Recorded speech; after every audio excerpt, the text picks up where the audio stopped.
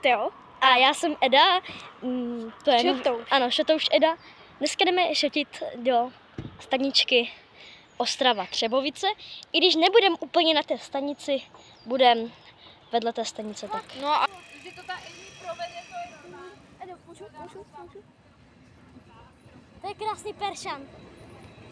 Je. Osobáček. Je.